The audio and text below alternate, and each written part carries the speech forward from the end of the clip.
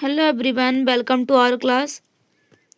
आज से हम एनसीईआरटी हिस्ट्री की सीरीज शुरू कर रहे हैं। इसको हम क्लास 6 से लेकर क्लास 12 तक कंप्लीट करेंगे। तो आज हम 6 क्लास का फर्स्ट चैप्टर देखेंगे। प्रारंभिक कथन क्या, कब, कहाँ और कैसे। इसमें हमारे जो है 10 चैप्टर हैं, जिसमें जो पहला चैप्टर है इसमें क्या है, प्रारंभिक कथन क्या, कब, कहाँ और कैसे। यानी कि हमने जो प्राचीन काल है, प्राचीन काल के बारे में हमको क्या जानकारी मिली है, कब मिली है और कहाँ से जानकारी प्राप्त हुई है और कैसे हमने जो है प्राचीन काल की जानकारियों को प्राप्त किया है। बेसिकली हम फर्स्ट चैप्टर में ये देखेंगे। एंड सेकंड चैप्टर है आखिर खाद्य संग्रह से भोजन तक। यानी कि जो प्राचीन समय के लोग थे, जो जंगलों में रहा करते थे, वह कैसे अपने भोजन को आखेट यानी कि शिकार के जरिए प्राप्त करते थे। थर्ड चैप्टर है आरंभिक नगर, कैसे जो है नगरों का विकास हुआ। पहले कबीले हुआ करते थे, कबीले से जो है नगरों का विकास हुआ। अब फोर्थ चैप्टर है क्या बताती हैं हमें किताबें एंड खबरें। तो जो प्राचीन समय था, इसमें हमको जो किताबें प्राप्त हुई थी उससे हमको क्या क्या जानकारी मिली है प्राचीन समय की, एंड जो खबरें थी उनसे हमको क्या जानकारी मिली है। और फिफ्थ चैप्टर है राज्य, राजा और प्राचीन गणराज्य। तो हमारा जो पांचवा चैप्टर है, इसमें हम देखेंगे कि जो पहले राजा थे, यानी कि जब शुरुआत में जब प्राचीन काल था तो उसमें कबीले हुआ करते थे। कबीले से कैसे जो है राजा बने, राजा से कैसे जो है एक गणराज्य का निर्माण हुआ है। अब जो हमारा छठा चैप्टर है, इसमें हम जानेंगे जो जैन धर्म है और बौद्ध धर्म, इनके बारे में। सातवां चैप्टर है राज्य से साम्राज्य। तो जब कबीले थे, कबीले से कैसे जो है एक साम्राज्य के रूप में विकसित हो गया। जैसे कि अशोक का एक साम्राज्य था, मगध साम्राज्य। इस तरीके से जो है जो साम्राज्य विकसित हुए, कैसे हुए, इनके बारे में हम पूरा डिटेल से देखेंगे। एंड एट्थ चैप्टर है गांव, शहर और व्यापार। तो हम इसमें देखेंगे कि जो गांव है वो कैसे विकसित हुए और जो शहर है वो कैसे हुए, और साथ ही जो व्यापार है वो हमारा भारत से किसी दूसरे देशों में कैसे हुआ। जैसे कि हमारा जो व्यापार था मेसोपोटामिया, चीन, ओमान, इन सब से जो है व्यापार हुआ करता था। तो इनके बारे में हम देखेंगे। एंड नाइन्थ चैप्टर है नए साम्राज्य एवं राज्य। तो नए नए साम्राज्य का कैसे निर्माण हुआ, कैसे राज्य बने, इसके बारे में देखेंगे। एंड हमारा जो 10th चैप्टर है, इसमें हम देखेंगे इमारतें, चित्र और किताबें। इसमें हम देखेंगे कि जो मंदिर हुआ करते थे और जो विहार, जो बौद्ध धर्म और जो जैन धर्म के जो विहार थे, स्तूप थे, गुफाएं थी, उनके बारे में हम देखेंगे। और हमको जो किताबें, जैसे कि हमको जो ऋग्वेद, हमारे जो वेद हैं, इनके बारे में हमको पूरी डिटेल से देखेंगे 10th चैप्टर में। तो आज हम पहला चैप्टर देखेंगे प्रारंभिक कथन क्या, कब, कहाँ और कैसे। तो चलिए शुरू करते हैं। बेसिकली जो यह बुक है 6th क्लास की, यह प्राचीन भारत के इतिहास पर है। तो हम इसमें जो है प्राचीन भारत के लोगों के बारे में देखेंगे। तो जो प्राचीन काल है यह 3 भागों में है। जैसे कि पहले प्रागैतिक काल। प्रागैतिक काल है यह, इसमें क्या है कि हमको केवल साक्ष्य प्राप्त हो रखे हैं। हमको जो है यहाँ पर साक्ष्य प्राप्त हो रखे हैं, हमने किसी भी साक्ष्य, अभिलेख या पांडुलिपियों को पढ़ा नहीं है। और उसके बाद जो सेकंड है आद्य ऐतिहासिक काल। इसमें क्या है कि हमको साक्ष्य तो मिल रखे हैं और हमको अभिलेख भी यहाँ पर मिल गए हैं, लेकिन हमने इनको पढ़ा नहीं है। और तीसरा है ऐतिहासिक काल। तो जो ऐतिहासिक काल है, इसमें हमें जो अभिलेख मिले हैं, जो साक्ष्य मिले हैं, जो पांडुलिपियां हैं, उनको हमने थोड़ा थोड़ा पढ़ना शुरू कर दिया है। तो जो हम प्राचीन काल है, प्राचीन काल के अतीत के बारे में हम क्या जान सकते हैं, हम कैसे उनके बारे में जानेंगे। अतीत के बारे में हम लोगों की जीवनचर्या को जान सकते हैं। जैसे कि लोग क्या खाते थे, कहाँ रहते थे, कैसे कपड़े पहनते थे और किस तरह के घरों में रहते थे। हम आखिर को शिकारियों, शासकों, पशुपालकों, कृषकों, व्यापारियों, पुरोहितों, शिल्पकारों, वैज्ञानिक, संगीतकारों और कलाकारों के जीवन के बारे में जानकारियां प्राप्त कर सकते हैं।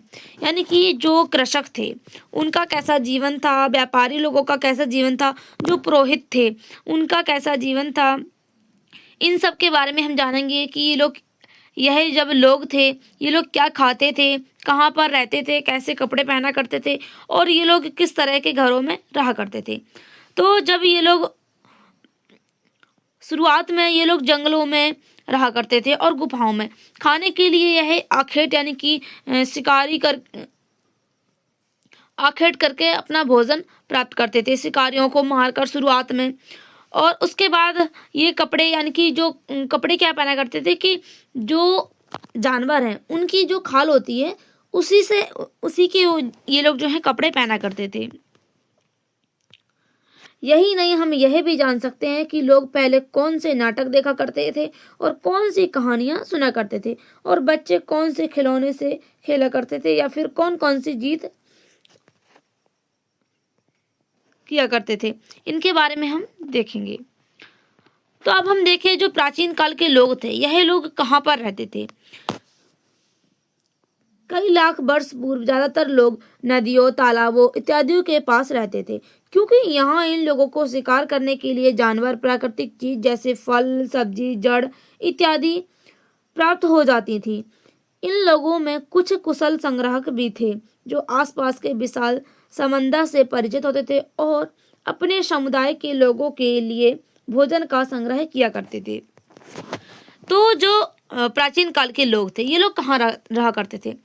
आप यह सोचिए कि जो लोग होते हैं उनको रहने के लिए क्या चाहिए होता है कि पानी उनके पास हो और उनके खाने की चीज़ें जो है उनके पास उपलब्ध हो।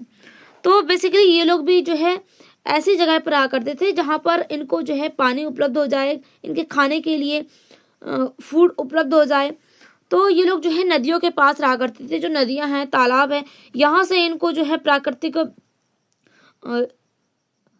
प्राकृतिक फल वगैरह मिल जाते थे, सब्जी मिल जाती थी, जिससे इनका खाना भी हो जाता था और नदियों का पानी पीने के लिए उपयोग किया करते थे। और जो नदियाँ होती हैं, जो तालाब होते हैं, यहाँ पर जो जानवर आते थे इनको मारकर यह जो है अपना भोजन तैयार करते थे, क्योंकि यह जो है पुराने समय में जो लोग थे वो प्राकृतिक जीवन पर पूरी तरह से डिपेंड थे, यानी कि उनको जो भी खाने के लिए मिलेगा वो प्राकृतिक रूप से मिल पाएगा। पहले उनको जो है कृषि का ज्ञान नहीं था उनको कि कैसे कृषि की जाती है। बाद में आगे जैसे जैसे जो है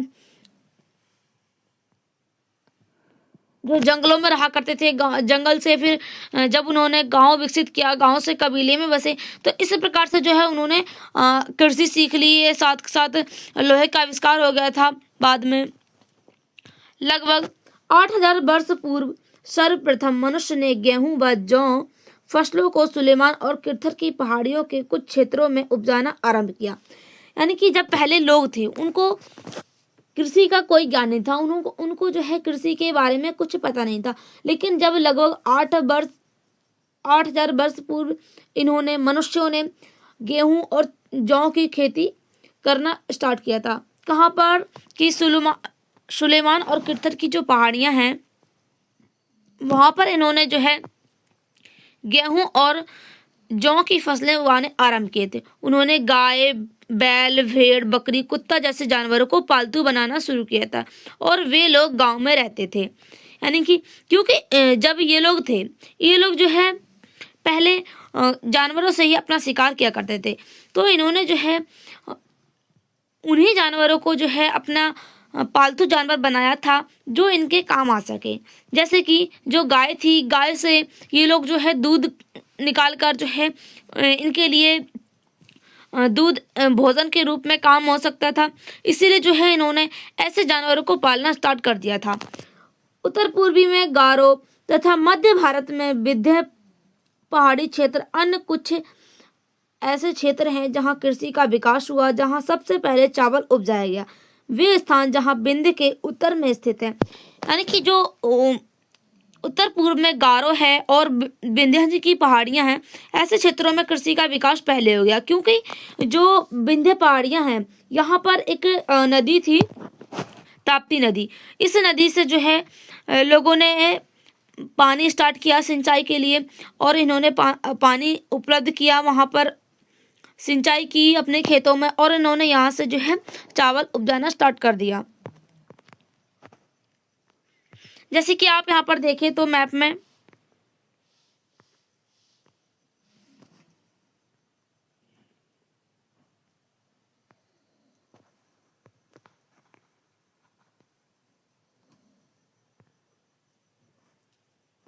ये आप देख सकते हैं, ये सुलेमान और किरथल की पहाड़ियाँ। यहाँ पर सबसे पहले गेहूं और जौ के साक्ष्य मिले थे, और यहाँ से जो है सिंधु नदी बहती थी।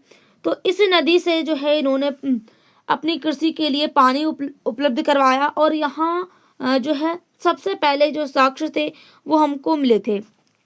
उसके बाद जो है यहाँ पर जो विंध्याचल की पहाड़ी है, ये उत्तर पूर्व का क्षेत्र है। ये यहाँ पर जो है गारो की पहाड़ी थी, और ये जो है विंध्याचल की पहाड़ी थी। यहाँ पर ताप्ती नदी बहती थी। इस नदी से जो है इन्होंने पानी को उपलब्ध करवाया, क्योंकि जो चावल की खेती होती है इसमें सबसे अधिक पानी चाहिए होता है। तो इस यहाँ से ताप्ती नदी से इन्होंने पानी लिया और जो है सिंचाई की, और इन्होंने जो है चावल की खेती उगाना आरंभ कर दिया।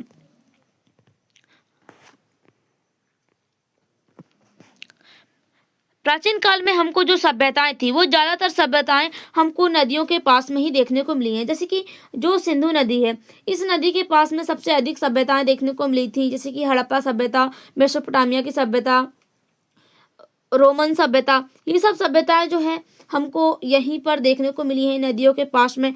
साथ ही यहाँ पर भी काफी जो है सभ्यताएं देखने को मिली हैं। मानचित्र में दक्षिण एशिया, आधुनिक भारत, पाकिस्तान, बांग्लादेश, नेपाल, भूटान, श्रीलंका, अफगानिस्तान, ईरान, चीन तथा म्यांमार आदि पड़ोसी देशों को दर्शाता है। दक्षिण एशिया एक उपमहाद्वीप से छोटा है जो एशिया है।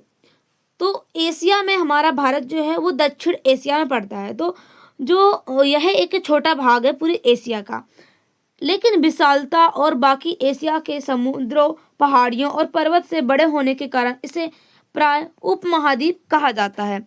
इसे जो है समुद्रों, पहाड़ियों और पर्वत के बड़े होने के कारण इसको उपमहाद्वीप कहा जाता है। अब हम देखें यहाँ पर मैप में कि जो भारत के पड़ोसी देश हैं, यहाँ पर आप देख सकते हैं, यहाँ पाकिस्तान है, इसके पाकिस्तान के साथ ही यहाँ अफगानिस्तान है, ये नेपाल है, यहाँ पर चीन था, श्रीलंका है, और यहाँ भूटान है, यहाँ म्यांमार है। ये हमारे जो पड़ोसी देश हैं।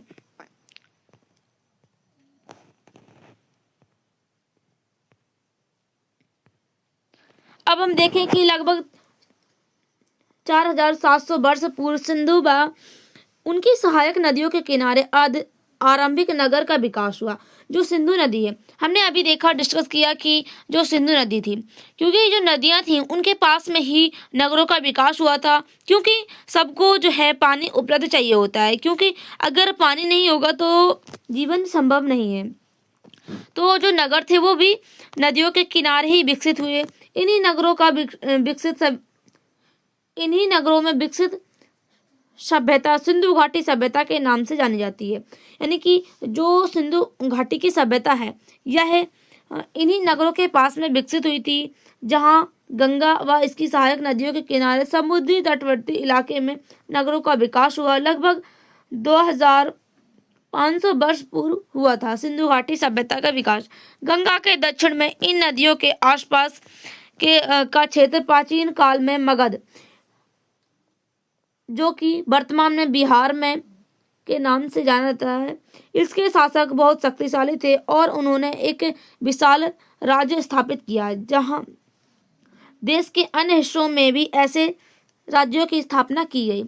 जब शुरुआत में सिंधु घाटी सभ्यता थी, सिंधु घाटी सभ्यता में पहले गांव थे, गांव से बड़े बड़े नगर बने, और जो सिंधु घाटी सभ्यता थी यह एक जो है आधुनिक सभ्यता थी। यहाँ पर बड़े बड़े घर बन रखे थे और पक्की ईंटों के जो है यहाँ पर मकान बने थे, और रोड भी पक्की ईंटों के बने थे। यहाँ पर जो रोड थे और जो नालियाँ थी वो एक ग्रिड पैटर्न में बन रखी थी। यानी कि हम यहाँ पर देख सकते हैं कि जो सिंधु घाटी की सभ्यता है यह एक जो है एक शहरी सभ्यता यहाँ पर मानी जाती है। उसके बाद जो सिंधु घाटी सभ्यता है इसके पतन के साथ ही सिंधु घाटी सभ्यता के बाद हमको जो है मगध था। मगध पर जो है अशोक का शासक था। तो अशोक ने जो है जो मगध के जो शासक थे वह बहुत शक्तिशाली थे, क्योंकि उनके पास जो है घोड़े आ गए थे। घोड़े के साथ ही उन्होंने जो है लोहे का आविष्कार कर लिया था, जिसके कारण जो है वह काफी ज्यादा शक्तिशाली माने जाते थे। सबसे पहले लोहे का जो उपयोग है वह मगध में ही किया गया था और इनके पास जो है घोड़े भी थे, इसीलिए यह जो है काफी ज्यादा शक्तिशाली थे। अब हम देखेंगे कि जो हमारा भारत देश है इसका नाम कैसे पड़ा। आज हम अपने देश को इंडिया या भारत के नाम से बुलाते हैं। इंडिया शब्द की उत्पत्ति इंडस शब्द से हुई है, जिसे संस्कृत में सिंधु कहा जाता है। यह लगभग 2500 वर्ष पूर्व उत्तर पश्चिम की ओर से आने वाले ईरानियों और यूनानियों ने सिंधु को हिंदोश अथवा इंदोश और इन नदी के पूर्व स्थित भूमि प्रदेश को इंडिया कहा है। जो प्राचीन काल में उत्तर पश्चिम से जो ईरानी और यूनानी लोग आए थे, सबसे पहले इन्होंने जो भारत के लोगों को हिंदू के नाम से जानते थे। फिर हिंदू के बाद इन्होंने हिंदोस कहा। इंदोस इनकी जो भाषा थी उसमें परिवर्तन होते होते इसको जो है हिंदुस्तान भी कहने लगे और फिर भारत और इंडिया कहने लगे। अब भारत इसका नाम क्यों पड़ा? क्योंकि जो है उत्तर पश्चिम में एक कबीला था, उसको भरत कबीला के नाम से जाने जाते थे। तो उस कबीले के नाम से ही भारत का नाम भारत पड़ा है। इस समूह का उल्लेख संस्कृत की आरंभिक कृति ऋग्वेद में भी मिलता है। यानी कि इसका जो उल्लेख है, यानी कि भारत का जो है नाम किस प्रकार पड़ा है, तो इसका उल्लेख जो है हमको ऋग्वेद में भी मिलता है। यह जो ऋग्वेद है, ऋग्वेद की रचना लगभग 3500 वर्ष पहले हुई थी। बाद में इसका प्रयोग देश के लिए होने लगा है। अब हम देखें कि जो ईरानी और यूनानी आए थे वह कहाँ से आए थे। आप मैप में देखें तो ये जो है उत्तर पश्चिम का इलाका है, यहाँ से ही यूनानी और ईरानी आए थे भारत में और इन्होंने जो है व्यापार भी किया था। अब हम देखें कि जो अतीत है, अतीत के बारे में हम कैसे जानेंगे। अतीत की जानकारियां को हम स्रोतों से प्राप्त कर सकते हैं, जैसे कि प्रमुख स्रोत पांडुलिपियां या अभिलेख। तो हम देखें कि जो पांडुलिपियां हैं और जो अभिलेख हैं यह क्या होते हैं। जो पांडुलिपि है, अतीत में हाथ से लिखी गई पुस्तक पांडुलिपि कहलाई जाती थी। अंग्रेजी में पांडुलिपि के लिए मैन्युस्क्रिप्ट शब्द का प्रयोग होता है, जो लैटिन भाषा के शब्द मैन्यू जिसका अर्थ है हाथ से निकला है। ये पांडुलिपि ताड़ के पत्तों को काटकर अथवा हिमालय क्षेत्र में उगने वाली वुर्ज के नामक पेड़ की छाल से विशेष तरीके से तैयार भोजपत्र लिखी जाती थी। यानी कि जो पांडुलिपि है यह 2 प्रकार से बनाई जाती थी। जैसे कि जो ताड़ का पत्ता है उसमें एक विशेष प्रकार से जो है उसको तैयार किया जाता था, उसके बाद जो है उस पे हाथ से लिखी जाती थी। और जो है एक भुर्ज की छाल थी, भुर्ज का नामक पेड़ था, उसकी जो छाल निकाला करते थे उसको जो है एक भोजपत्र के रूप में तैयार किया जाता था। उसके बाद जो है उस पर पांडुलिपि के रूप में यानी कि हाथ से लिखी जाती थी ये जो पांडुलिपियां थी। प्राय ये पांडुलिपियां मंदिरों और विहारों से प्राप्त होती थी। जो प्राचीन काल में मंदिर थे और विहार, जैसे कि जो जैन धर्म और बुद्ध धर्म के जो विहार थे, उनसे हमको ये पांडुलिपियां प्राप्त होती हैं। इन पुस्तकों को धार्मिक मान्यताओं व व्यवहारों, राजाओं के जीवन, औषधियों तथा विज्ञान आदि सभी प्रकार के विषयों की चर्चा मिलती है। इसके अतिरिक्त हमारे यहाँ महाकाव्य, कविताएं तथा नाटक भी हैं। ये पांडुलिपियां विभिन्न प्राचीन भाषाओं से प्राप्त होती हैं, जिसमें संस्कृत, प्राकृतिक और तमिल भी शामिल है। जो पांडुलिपियां हैं यह कई प्रकार की होती हैं, जैसे कि इसमें धार्मिक मान्यताओं के बारे में पता चलता है, हमें व्यवहारों के बारे में पता चलता है कि जो प्राचीन काल में लोग थे उनका कैसा व्यवहार था, और जो राजा थे राजाओं का जीवन कैसा था, और जो विज्ञान था प्राचीन काल में उसके बारे में हमको पता चलता है। अब हमारे जो महाकाव्य हैं, महाकाव्य जैसे कि जो है ऋग्वेद, यजुर्वेद, ये सब जो वेद हैं इनके बारे में पता चलता है हमको, और हमको जो है भाषाओं के बारे में भी ज्ञान होता है। जो पांडुलिपियां हैं यह संस्कृत, प्राकृतिक, तमिल आदि भाषाओं में लिखी जाती थी। जैसे कि आप यहाँ पर देख सकते हैं कि जो पांडुलिपियां हैं यह इस प्रकार से लिखी जाती हैं। एक पत्ता होता है, उस पर ये लिखी जाती हैं।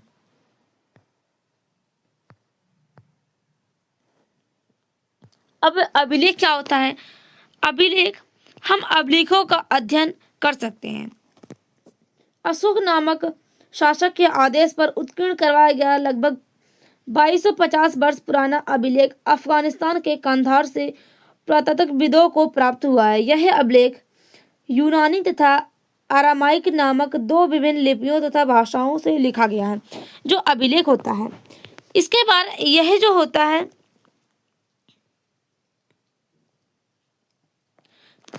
अभिलेख जो होता है वह जो है पुरातत्वविद जो है उनसे हमको प्राप्त हुआ है। अशोक के द्वारा जो लिखवाया गया अशोक के आदेश पर जो लिखवाया गया अभिलेख था वह हमको प्राप्त हुआ है।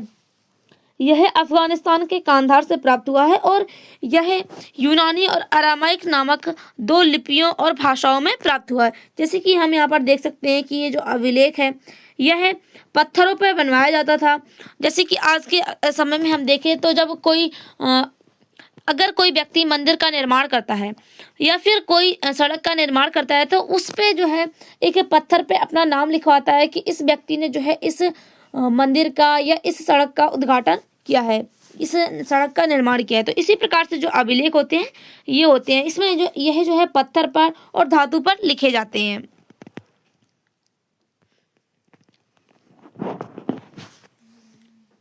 ऐसे लेख जो पत्थर और धातु जैसी अपेक्षाकृत कठोर सतह पर उत्कीर्ण किए जाते हैं वे अभिलेख कहलाते हैं। कभी कभी शासक या अन्य लोग अपने आदेशों को इस तरह उत्कीर्ण करवाते थे ताकि लोग उन्हें देख सके, पढ़ सके और उनका पालन कर सके। कुछ अन्य अभिलेख भी मिलते हैं जिसमें राजाओं और रानियों सहित अन्य स्त्री पुरुषों में ने भी अपने कार्यों का विवरण उत्कीर्ण किया है। जो प्राचीन समय में राजा थे वह अपने जो नियम थे उनको भी उत्कीर्ण करवा दिया करते थे ताकि जो लोग हैं वो उनको पढ़ सके और उनका पालन कर सके। प्राचीन समय में हमको जो राजा थे और रानियां थी और अन्य स्त्री पुरुष थे उनके बारे में उन्होंने जो कार्य किए हैं उनके कार्यों के जो विवरण हैं उनको भी उत्कीर्ण करवाए गए हैं। इसके अतिरिक्त अन्य कई वस्तुएं अतीत से बनी और प्रयोग में लाई जाती थी। ऐसी वस्तुओं का अध्ययन करने वाला व्यक्ति पुरातत्वविद कहलाता है। जो प्राचीन समय में जो वस्तुएं प्राप्त हुई हैं और जो वस्तुओं को प्राप्त किया गया है ऐसी वस्तुओं का जो अध्ययन करने वाला व्यक्ति होता है वो पुरातत्वविद होता है। पुरातत्वविद पत्थर और ईंट से बनी इमारत के अवशेषों, चित्रों तथा मूर्तियों का अध्ययन करता है। वे औजारों, हथियारों, बर्तनों, आभूषणों तथा सिक्कों के प्रति 96% और खुदाई भी करते हैं। इसमें कुछ वस्तुएं प्राप्त हुई हैं पक्की मिट्टी की और कुछ धातु की बनी हुई वस्तुएं प्राप्त हुई हैं। ऐसे तत्वों को कठोर और जल्दी नष्ट न होने वाले कहते हैं। यानी कि जो अभिलेख होते हैं यह जल्दी से नष्ट नहीं होते, लेकिन जो पांडुलिपियां होती हैं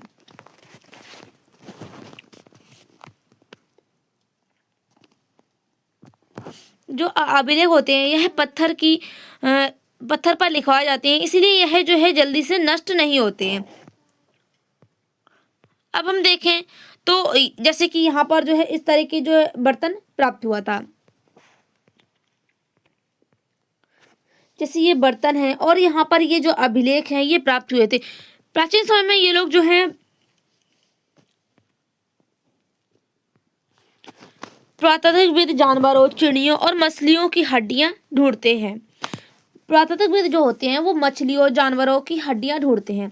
अब हड्डियों से हमको क्या पता चलता है कि अगर जो हड्डियां होती हैं अगर उनमें किसी प्रकार के कटने का निशान है, तो इससे हमको ये पता चलता है कि जो प्राचीन समय के लोग थे वह क्या खाया करते थे। प्राचीन समय में जो लोग थे वो शिकार किया करते थे जानवरों का, इसके बारे में हमको पता चलता है। हमको ये साक्ष्य मिले थे कि जो हड्डियां थी, कुछ हड्डियों में हमको कटे के निशान दिखाई दिए थे।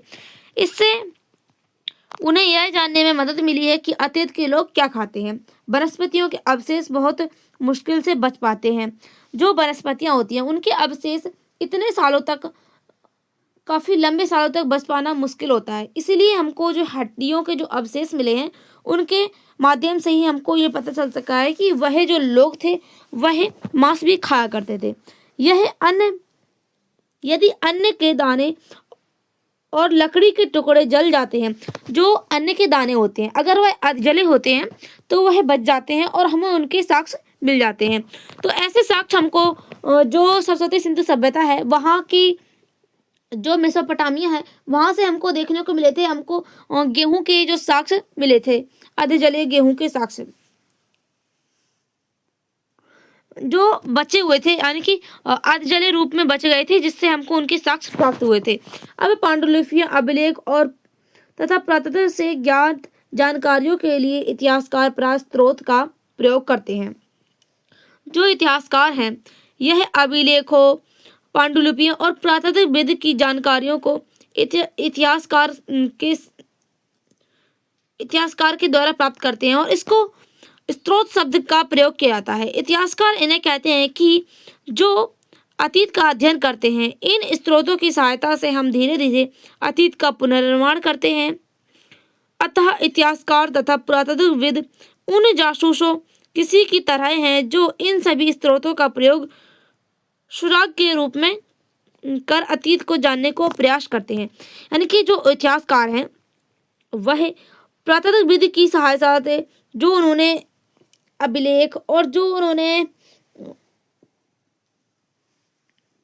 जानकारियां प्राप्त की हैं उसके माध्यम से हमको जो है जो सुराग मिले हैं प्राचीन काल के बारे में जानने के। अब हम देखें कि जो हमारा अतीत है वह एक है या अनेक है।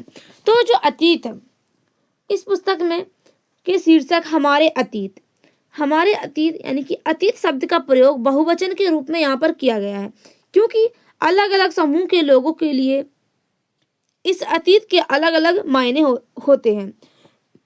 जो अतीत होता है लोगों के लिए अलग अलग होता है। जैसे कि अगर हम देखें तो जो राजा हुआ करते थे, तो राजाओं का जो अतीत होगा वो अलग होगा, लेकिन जो आम लोग होंगे जैसे कि कृषक होंगे, शिल्पकार होंगे, इन सब का जो है अतीत अलग होगा। तो सबका जो अतीत है वो अलग होगा। हमारा अतीत होगा वो अलग होगा, आपका जो अतीत है वो अलग होगा। सबका जो अतीत होता है वो अलग अलग होता है। उदाहरण के लिए देखें तो पशुपालकों को अन्य कृषकों का जीवन, राजाओं तथा रानियों के जीवन तथा व्यापारियों का जीवन शिल्पकारों के जीवन से बहुत भिन्न होता है। यानी कि सबका जो जीवन होता है या जो अतीत होता है वह भिन्न भिन्न होता है। इसके अतिरिक्त एक अन्य तरह का भेद है, उसे हम शासक अपनी विजयों का लेखा जोखा रखते हैं। जो शासक होते हैं वह अपनी विजयों का लेखा जोखा रखते हैं। यही कारण है कि हम उनके बारे में या उनके द्वारा लड़ी गई लड़ाइयाँ, उनके बारे में काफ़ी कुछ जानते हैं, जबकि हम शिकारी, मछुआरे, संग्राहक, कृषक और पशुपालकों जैसे आम आदमियों के कार्यों का लेखा जोखा नहीं रखते हैं। क्योंकि जो राजा हुआ करते थे वह अपने कार्यों का लेखा जोखा रखते थे, आम आदमियों का लेखा जोखा कोई नहीं रखता था। तो इसलिए हमको इनके बारे में जो जानकारी है वो काफ़ी कम प्राप्त हुई है। पुरातत्व की सहायता से हमें उनके जीवन को जानने में मदद मिलती है, हालांकि अभी भी इनके बारे में बहुत कुछ जानना शेष है। यानी कि जो आम लोग हैं इनके बारे में हमको जानकारियाँ काफ़ी कम प्राप्त होती हैं। तो इनके बारे में जो जानकारियाँ वो अभी भी प्राप्त करना शेष है। लेकिन जो राजा हैं इनके बारे में हमको बहुत कुछ जानने को प्राप्त हुआ है, क्योंकि यह जो लोग होते हैं यह अपनी विजय, लड़ाइयाँ और सबका जो लेखा जोखा है यह खुद रखा करते थे। अब हम जो है हमारी जो तिथियाँ हैं, अब उनका क्या मतलब होता है।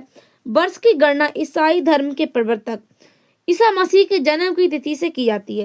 यानी कि हमारी जो वर्ष होती है, वर्ष की जो गणना है वह ईसा मसीह के जन्म की तिथि से की जाती है, अतः 2000 वर्ष के बाद का तात्पर्य ईसा मसीह के जन्म के 2000 वर्ष के बाद से है। ईसा मसीह के जन्म के पूर्व की सभी तिथियां ई पूर्व यानी कि ईसा से पहले के रूप में जानी जाती हैं। अंग्रेजी में बीसी यानी कि हिंदी में ईसा पूर्व का तात्पर्य बिफोर क्राइस्ट यानी कि ईसा पूर्व होता है, यानी कि ईसा मसीह के जो जन्म होता है उससे पूर्व। कभी कभी तिथियों से पहले एडी यानी कि हिंदी में ई लिखा जाता है, इसको कहते हैं एना डोमिनी। इसका नाम होता है, यह 2 लैटिन शब्द से बना होता है और इसका तात्पर्य होता है ईसा मसीह के जन्म के वर्ष के बाद। कभी कभी बीसी की जगह बीसीई का प्रयोग होता है। बीसीई का अर्थ होता है बिफोर कॉमन एरा होता है, तथा कभी कभी एडी की जगह सीई का प्रयोग होता है। सीई का अर्थ कॉमन एरा होता है। भारत में स्त्रियों के इस रूप का प्रयोग लगभग 2000 वर्ष पूर्व आरंभ हुआ था। कभी कभी अंग्रेजी अक्षरों में बी का प्रयोग किया जाता है, जिसका अर्थ है बिफोर प्रेजेंट यानी कि वर्तमान से पहले होता है। तो हमको इसके बारे में पता चला कि हमारा जो इतिहास था, इसमें जो लोग थे वो क्या खाया करते थे, कैसा रहा करते थे, उनका क्या अतीत रहा करता था, इन सब के बारे में हमको जानकारियाँ प्राप्त हुई हैं। और जो लोग थे वह कैसे यात्रा किया करते थे, इसके भी बारे में हमको जानकारियाँ प्राप्त हुई हैं। अगर आपने यह जो चैप्टर समझा है, तो अगर आपको इन इम्पोर्टेंस वर्ड के बारे में समझ में आ गया, जैसे कि ये लोग थे जो यात्रा कैसे किया करते थे, पांडुलिपियाँ क्या होती हैं, अभिलेख क्या होते हैं, पुरातत्वविद क्या होते हैं, इतिहासकार क्या होते हैं, स्त्रोत क्या होते हैं। तो जो पांडुलिपियाँ होती हैं, तो अगर हम देखें तो यात्रा क्या होता है, क्या ये लोग जो है यात्रा कैसे किया करते थे। ये लोग जो है यात्रा खाद्य संग्रह के रूप में किया करते थे, जैसे कि वह अपने भोजन के शिकार में जानवरों के पीछे चलते चलते जाते थे, तो इसीलिए जो है एक स्थान से वह दूसरे स्थान पर पहुंच जाया करते थे। अब जो है पांडुलिपियाँ क्या होती हैं, पांडुलिपियाँ क्या होती हैं कि जो बुर्ज के छाल पर लिखी जाती हैं, और जो है ताड़ के जो पेड़ होता है उस पर जो लिखी जाती हैं वह पांडुलिपियाँ होती हैं। अभिलेख क्या होते हैं, पत्थर और जो धातु पर लिखे जाते हैं वह अभिलेख होते हैं। अब पुरातत्वविद क्या होती है, यह हमें जो है अतीत के बारे में जानकारी प्राप्त करवाते हैं कि हमारे जो अतीत के लोग थे वह कैसे रहा करते थे, और अभिलेख पांडुलिपियाँ इनके बारे में हमको जानकारी इसी से प्राप्त हुई है। अब जो इतिहासकार हैं, इन्होंने अतीत के बारे में जानकारी कैसे प्राप्त की, स्रोत क्या है, अज्ञात लिपि का अर्थ निकालना। जो हमारी लिपि है वह अज्ञात है, अभी उनको पढ़ा नहीं गया है, तो इसीलिए जो है अभी तक यह है अज्ञात ही है। तो आपने अगर इन इम्पोर्टेंस वर्ड को समझ लिया है, यात्रा, पांडुलिपि, अभिलेख, पुरातत्व, इतिहासकार, स्रोत, अज्ञात लिपि का अर्थ निकालना, तो आपको जो है यह चैप्टर समझ में आ गया है। अगर आपको यह सब चैप्टर समझ में आ गया हो तो कमेंट बॉक्स में ज़रूर बताइएगा। तब तक के लिए बाय, मिलते हैं अगले चैप्टर के साथ। Thanks for watching.